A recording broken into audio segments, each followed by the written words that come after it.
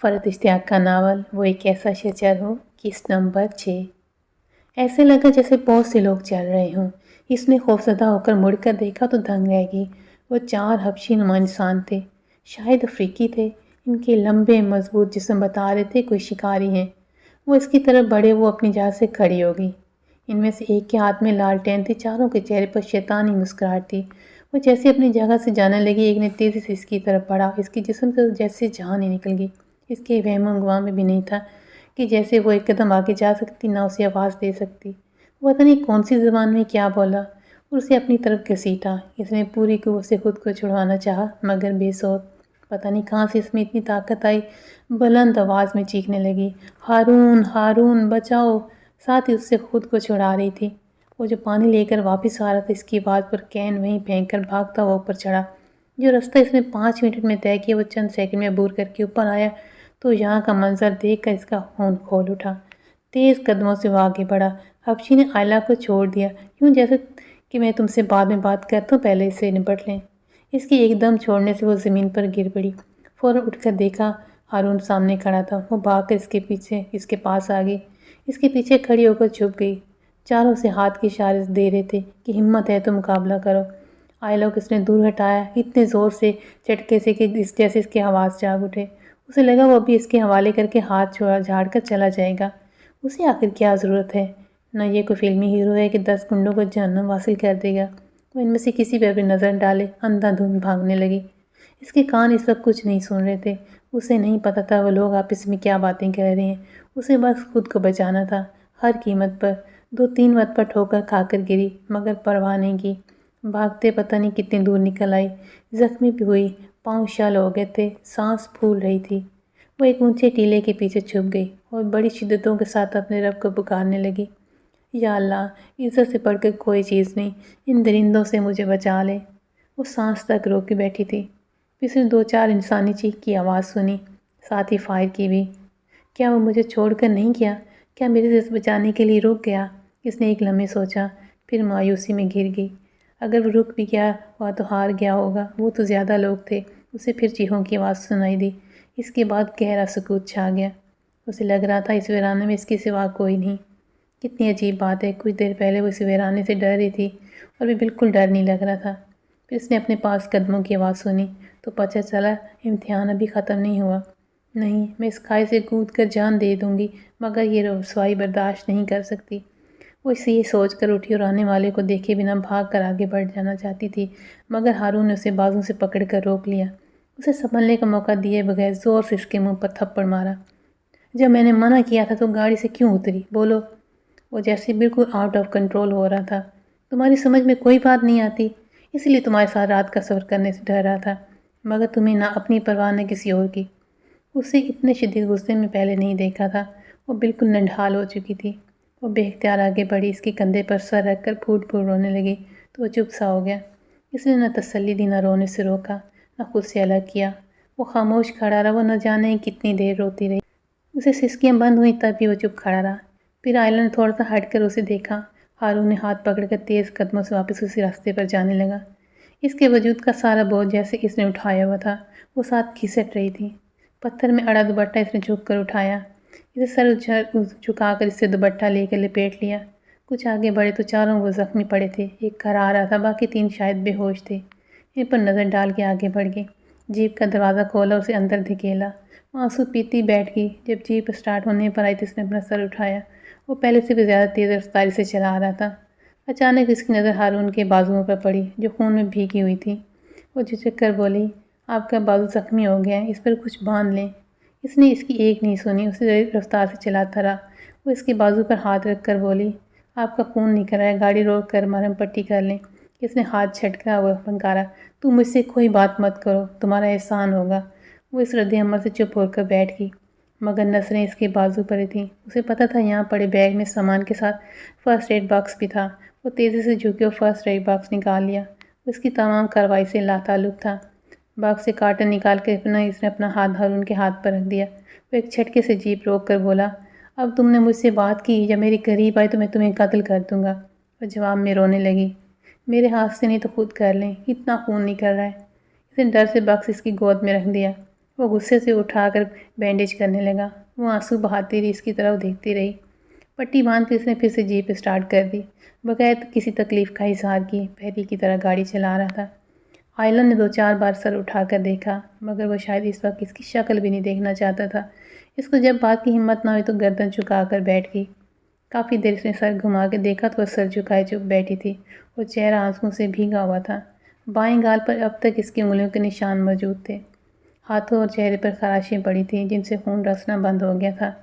اس کا دل چاہا ہاتھ بڑھا کر اس کے آنسو صاف کر دے اور کوئی ایسی بات کرے جس سے وہ ہنسے۔ دل کی بات رد کر کے وہ پھر سے سامنے دیکھنے لگا۔ اپنے آس پاس گاڑیوں کی آواز سنائی دی تو سر اٹھا کر باہر دیکھنا شروع کر دیا۔ وہ جنگل سے نکل کر شہر کی حدود میں پہنچ گئے تھے۔ پتہ نہیں کیا وقت ہو رہا تھا، شاید ابھی رات ہی تھی۔ پورا شہر سویا ہوا محسوس ہوا۔ اس ویرانے سے گاڑیوں کا شور اس وقت بار ہونے لگ رہا تھا۔ اسے ایسے لگا صدیوں کی مسافت طے کر کے یہاں تک پہنچی۔ جیپ ایک ہوٹل کے آگے روک کر بغیر کچھ بتائے چلا گیا۔ وہ ایک شاندار ہوٹل تھا۔ تھوڑی دیر بعد وہ آتا دکھائی دیا، لیکن اکیلے نہیں۔ وہ دونوں ساتھ بڑی پرجوش باتیں کرتے آ رہے تھے۔ ساتھ والا خوش اور تیز چل رہا تھا، جیسے کچھ دیکھنے کی جلدی ہو۔ وہ تیز قدم اٹھاتا جیپ کی طرف آیا تو ایک دم ٹھٹک گیا۔ چہرے پر حیرانی اور بے یقینی ملے جلے تھے۔ ہارون نے اس کو دیکھا تو بولا، یہ آئلہ ہیں۔ جیسے وہ بہت معروف ہو کہ بس اتنا ہی بتانا کافی ہے کہ یہ آئلہ ہے۔ سامنے والا بھی اسی کا دوست تھا۔ بغیر حیرانی شائستگی سے مسکرا کر بولا، بڑی خوشی ہوئی آپ سے مل کر۔ جواب میں اکھلا کر مسکرانا پڑا۔ اس کی طرف سے توجہ ہٹاتے ہی سیٹ پر دیکھنے لگے۔ دونوں بڑی بڑی الفاظ میں خراج تحسین پیش کر رہا تھا، بہادری کو سراہا۔ پھر دونوں جیپ سے تھوڑا ہٹ کے بات کرنے لگے۔ آئلہ نے سننا چاہا، تم اس کا انتظام کرو، مجھے ابھی نیروبی جانا ہے، آگے کا پروگرام بعد میں طے کریں گے۔ پاگل ہو گئی ہو تم، اتنی لمبی ڈرائیو کر کے آئے ہو، تھوڑا سا ریسٹ کرو، کم سے کم کچھ کھا پی لو، کتنے تھکے لگ رہے ہو، کتنے بجے چلے تھے وہاں سے؟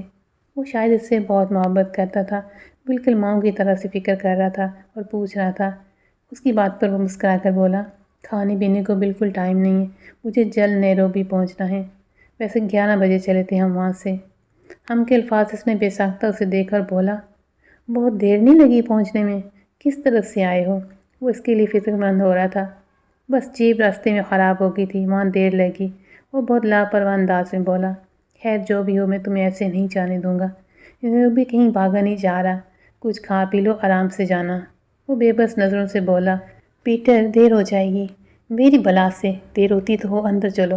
اسے مکمل انداز کر کے دونوں مصروف تھے۔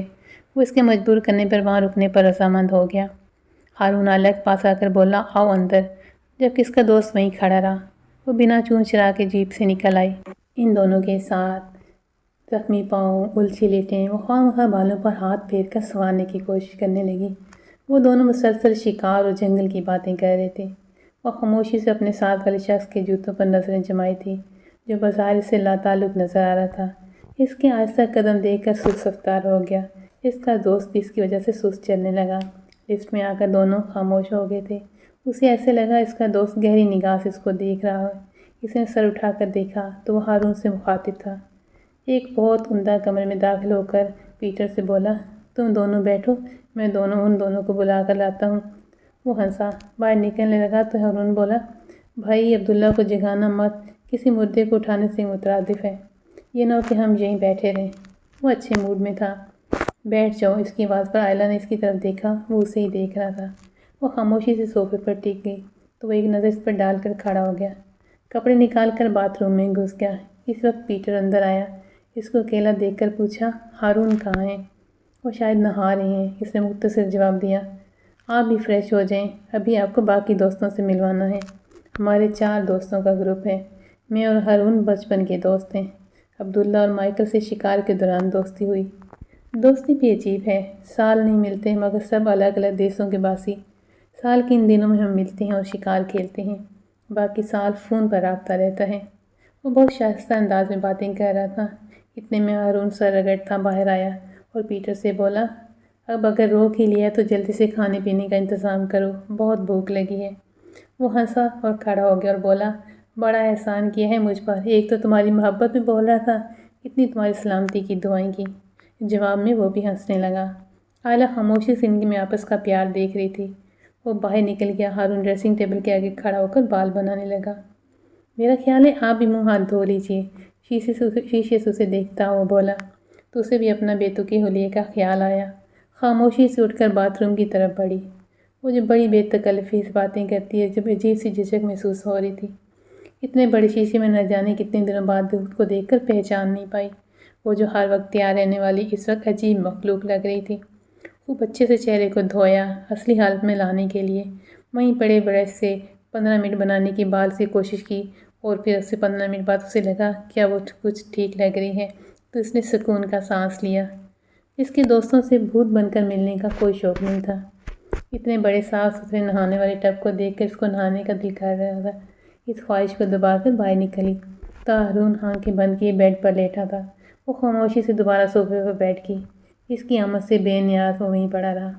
اس وقت پیٹر اور اس کے 2 دوست ہلکی سی دستک دیکھ کر اندر داخل ہوئے۔ وہ ساری بے نیازی بھول کر دوستوں سے ملنے لگا۔ ان سے مل کر اس کی نظریں ان پر پڑیں۔ ان کی نگاہ میں پیٹر کی طرح حیرانی تھی۔ پیٹر نے اچھے میزبان کی طرح تعارف کی رسم ادا کی۔ یہ عبداللہ ہے، پیشے کے لحاظ سے معروف کاروباری شخصیت، شکار کا شوق ہے، شام اس کا اصل وطن ہے، اور ان کی اچھی بات کوک بھی بہترین ہے، شکار کے دوران ہمیں اچھے کھانے بنا کر کھلاتے ہیں۔ اور یہ ہیں جناب مائیکل، انگلینڈ کے رہنے والے، ہم سب میں یہی پروفیشنل شکاری ہیں، جنگلات میں ان کا علم ہماری رہنمائی کرتا ہے۔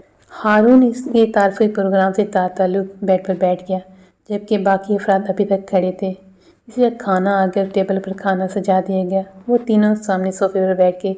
پیٹر ہارون سے بولا، تم وہاں کہاں پڑے ہو، ادھر آؤ جلدی سے۔ اس کے بلانے پر لمبی سی جمائی لیتا اٹھ کر یہیں پر آ گیا۔ آئلہ نے ایک لمبی سانس لی اور چہرہ دوپٹے سے صاف کرنے لگی۔ آئلہ کے پاس کچھ فاصلے پر بیٹھ گیا۔ درمیان میں رکھی ٹیبل پر ڈھیروں کھانے سجے تھے۔ وہ شرم و حیا اور دبو قسم کی لڑکی نہیں تھی، مگر اتنے مردوں میں اسے اپنا آپ عجیب لگ رہا تھا۔ اپنے اعتماد کو بحال کرنے کی کوشش کر رہی تھی۔ اتنے میں پیٹر کی آواز آئی، آپ لیجیے نا۔ وہ اس کے ہاتھ میں پلیٹ پکڑا کر رہا تھا۔ آئلہ نے شکریہ کے ساتھ تھام لی۔ ہارون پہلے ہی شروع کر چکا تھا۔ اس نے تکلفاً تھوڑا سا آملیٹ پلیٹ میں نکال کر کانٹے سے ٹکڑے کرنے لگی۔ وہ تینوں کھانے میں لگے، مصروف ہو گئے۔ آپ نے میرے بارے میں تو پوچھا ہی نہیں، پیٹر نے اس سے کہا۔ اس کے بولنے سے پہلے عبداللہ بول پڑا، تم بولنے کا موقع دو تو کوئی پوچھے تم سے، تمہارا تعارف میں کروا سکتا ہوں۔ وہ آئلہ کی طرف متوجہ ہوا، مس آئلہ، یہ ہیں پیٹر، سوئٹزرلینڈ کے خاصے معروف انجینئر ہیں، اپنے آپ کو بہت کچھ سمجھتے ہیں۔ اس کی منگنی ہو چکی ہے، جولی ان کی منگیتر نے فی الحال شادی کرنے کی قسم کھا رکھی ہے کہ جب تک یہ شکار نہ چھوڑے۔ وہ بڑا ہنس مکھ سا تھا۔ پیٹر کے گھورنے کے باوجود اس نے اپنی بات مکمل کی۔ ہلکی کی مسکراہٹ اس کے لبوں کو چھو گئی۔